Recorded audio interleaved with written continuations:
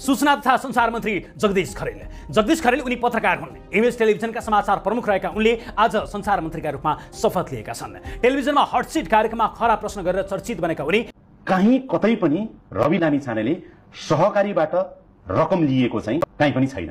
तपाईको प्रतिवेदनले त्यो देखाउँदैन। त्यो लिएको तथ्य हामीले प्राप्त गर्न सकेनौं। पर्खिनुस् न, सकेनौं भनेको छैन। आजका दिनसम्म यो प्रतिवेदनले भने अनुसार रवि लामिछानेले कुनै पनि सहकारीबाट रकम लिएको छैन। कुनै एउटा सिंगल प्रमाण भएको भए पनि यसको अर्कै हुन्थ्यो। यो सबै प्रतिवेदन तथ्यका आधारमा बनेको भने तथ्यले के भन्छ भने रवि लामिछानेले सहकारीको रकम लिएको छैन।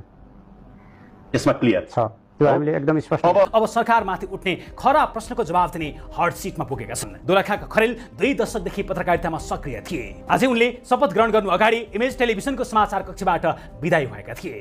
खरानी र धुलो टकटक्याउँदै अब हामी एउटा जनतालाई अनुभूत हुने गरेर केही कामहरू यो 6 महिनामा पक्कै गर्छौं।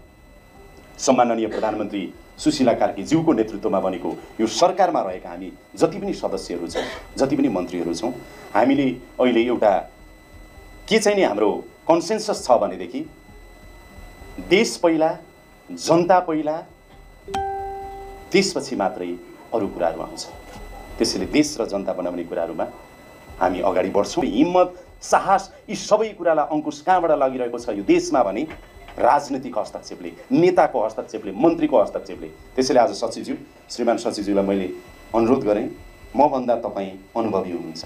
तपाईको मन्त्रालयका सम्पूर्ण महत्त्वपूर्ण व्यक्तिहरू अनुभवी हुनुहुन्छ। काम अगाडि बढ्नुस्। मन्त्रीको तर्फबाट तपाईलाई एक ठाउँ पनि हस्तक्षेप र म तपाईबाट पनि सिक्नेछु।